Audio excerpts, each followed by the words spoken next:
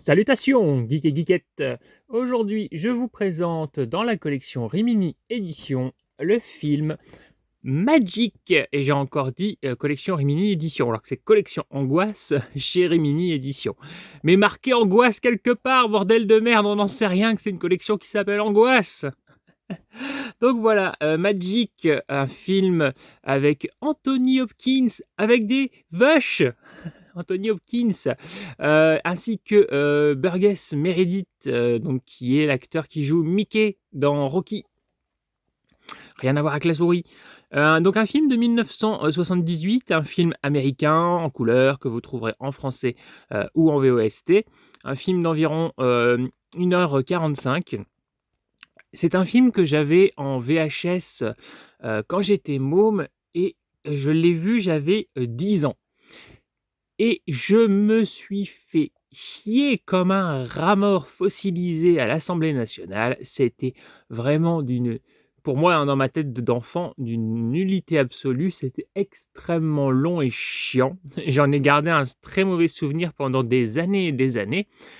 Et voilà que le film ressort et je me suis douté qu'il fallait que je le revoie parce que, voilà, c'est un film que j'ai vu beaucoup trop jeune. Il y avait beaucoup, trop, de suspense, d'ambiance. Enfin, c'était une époque où moi j'avais besoin de films un peu plus, vivants et en plus, bon, en VHS forcément avec le grain parfois un peu tristoun. Voilà, moi j'étais un gamin, qui avait, une enfance, assez, statique, on va dire. J'étais dans un petit village paumé, j'ai passé des années à l'hôpital dans un lit, voilà, quand je regardais des œuvres, j'avais besoin d'œuvres qui me fassent un petit peu voyager, qui me fassent me sentir un peu vivant. C'est aussi pour ça, hein, que j'aime les films de genre, les films parfois même, choquants ou pas forcément que les films de genre, mais en tout cas des films où il se passe des choses assez poignante, assez forte. J'aime bien sentir que je suis vivant, que je ressens des choses. C'est sûrement, il y a sûrement un petit lien de cause à effet par rapport à mon enfance. Donc voilà, bref, tout ça pour dire que Magic, à l'âge de 10 ans, je me suis emmerdé. Et donc là, j'ai rematé ce film et en vérité, mais il est pas mal du tout. Mais par contre, effectivement, il tire toujours en longueur, hein. 1h45, c'est un peu long. Le film aurait clairement pu faire 90 minutes, je pense, hein, pour éviter les phases d'ennui. Cela dit, certains me diront peut-être que c'est cette, lenteur qui instaure une atmosphère, c'est possible. Moi, je trouve quand même que le film finit par être un petit peu ennuyeux sur certaines scènes.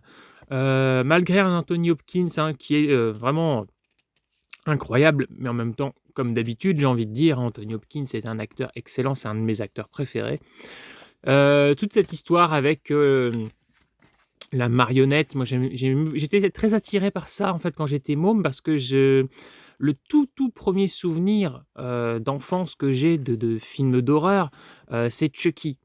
Voilà, aussi loin que je puisse remonter dans ma mémoire, j'ai l'impression que c'est Chucky qui a fait, qui a jeté un pavé dans la mare, dans ma vie et qui m'a fait accrocher aux films d'horreur, qui m'a donné envie de voir des films d'horreur, de voir les Chucky. Ce personnage me fascinait et du coup, un film de marionnettes, je me souviens, je lisais aussi Les Chairs de Poule, j'avais lu Le Pantin Maléfique, ce genre de trucs. J'avais la VHS de La Revanche du Pantin, un double épisode de Chair de Poule avec Hayden Christensen. Et donc en fait, je connaissais déjà Hayden Christensen. Je vous avais dit une fois que je le connaissais de la série Cœur Rebelle, mais en fait, je le connaissais déjà de La Revanche du Pantin. Donc voilà, j'aimais bien toutes ces histoires, hein, de pantins, de poupées tueuses.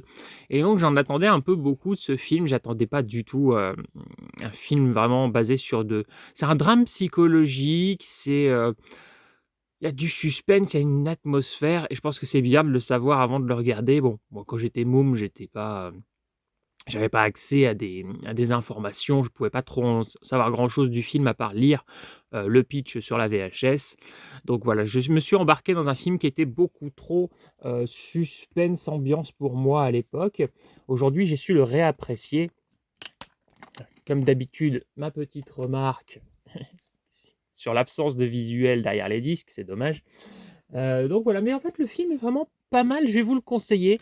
Mais alors je vais vous le conseiller quand vous êtes d'ambiance à regarder un film vraiment très, très posé, très lent. Je pense vraiment que vous allez dites-moi, hein, si vous le voyez, si vous avez vu le film, je pense que vous allez ressentir quand même quelques petites longueurs ou peut-être que ce n'est que moi, hein, on ne sait jamais. Mais voilà, je trouve que le film est un peu long. Mais quand même, il y a de très bonnes choses parce que voilà, on a un peu ce questionnement: «Est-ce que ce pantin est en vie ou est-ce que c'est Hopkins? Est-ce que c'est lui?» Donc voilà, vous aurez la réponse, hein, dans le film. Donc voilà, moi je l'ai réévalué vraiment pas mal. Donc voici, je vous ai présenté l'édition en discutaillant. Niveau bonus, alors vous serez sur, une interview, de 6 minutes d'Anthony Hopkins, une interview d'époque. Vous serez sur une interview radio d'Hopkins aussi, d'époque, de 3 minutes. Une interview du directeur de la photographie, qui a été faite en 2006, donc 11 minutes. Essai maquillage de Anne Margaret, donc l'actrice principale. On est sur, 1 minute de bonus. Le film annonce, les spots TV et radio, et en exclusivité uniquement sur le Blu-ray, vous aurez un documentaire de 27 minutes qui s'appelle Fats et compagnie, une histoire de la ventriloquie. Voilà. Et puis comme d'habitude, le fameux petit livret. Je vais pas vous dire grand chose de plus parce que c'est difficile de parler de ce film sans vous spoiler sur la finalité de cette relation Pantin et magicien, hein, puisque à la base c'est un magicien, et comme il n'a pas de ça je peux vous le dire, c'est le début du film, c'est un magicien et déjà à l'époque, hein, le film donc date de 78 et déjà à l'époque il disait que les les magiciens c'était naze, que c'était pas intéressant, que les tours de cartes c'était complètement désuet et donc il n'en remporte pas de succès et il essaie de se trouver une particularité et cette particularité qu'il va se trouver, c'est d'avoir un pantin. Donc c'est un peu le Jeff Panaclock de l'époque, hem et on voit bien que, le magicien est quelqu'un d'un peu perturbé. Donc, est-ce qu'il a trouvé un pantin maléfique? Est-ce que c'est lui, qui devient maléfique et qui prend le prétexte du pantin et cetera? Voilà, c'est un film qui ouvre de divers questionnements avant de connaître la résolution. C'est pas mal, mais ça aurait pu aller un peu plus loin avec plus de scènes, d'ailleurs sur scène, ça aurait été sympa qu'il y ait plus de scènes sur scène, avec Hopkins qui fait son spectacle, hein, parce qu'on est d'abord donc dans le monde du spectacle et après il part s'isoler, il veut retrouver, une fille qui est pour sur laquelle il avait crushé à l'époque et donc après on va passer beaucoup, beaucoup de temps un peu à huis clos. C'est un peu dommage ça. J'aurais bien voulu que le film aille à droite, à gauche. Je pense que c'est aussi ce que j'attendais à l'époque quand j'étais môme, hein. J'avais envie d'un film quand vous commencez les films de poupées ou de pantins maléfiques avec, Chucky et même les chairs de poule, qui étaient sympas quand même, pour l'époque, ça peut paraître un petit peu plat. Bien sûr, là, quand je vous dis ça, je vous reparle de mon ressenti de quand j'avais 10 ans. Aujourd'hui, je l'ai revu, je me rends compte quand même que le film est pas mal, mais je vous ai averti, il y a des longueurs. Voilà, et ben moi, je vais essayer d'éviter, de faire des longueurs, donc je vais, m'arrêter ici et donc voilà, Magic s'ajoute à ma, collection. Voilà, ici. Bon, pour l'instant, hein, mon préféré, j'ai eu un petit coup de cœur, hein, pour Les Griffes de la Peur, hein, qui est pas, parfait, mais j'aime bien. Je vous avais dit, un Métro de la Mort, non, maintenant le moins bien, c'est Terreur sur la ville pour moi. Le Métro de la Mort, avant-dernier en moins bien. Après voilà, Mutation, je vous avais dit, moyen plus, Alice, suite Alice, vraiment pas mal, hein, il est intéressant ce film, ce slasher, pas un chef-d'œuvre non plus, mais pas mal. Meurtre sous contrôle, très intrigant. Trauma, un peu long, mais intéressant, une atmosphère un peu à la Amityville. Voilà, Terreur sur la ville, je trouve que c'est le moins bon. Et puis Magic, alors pareil, intéressant, avec des petites longueurs, voilà, un peu comme, Trauma, mais bon, voilà, moi j'ai préféré Trauma quand même.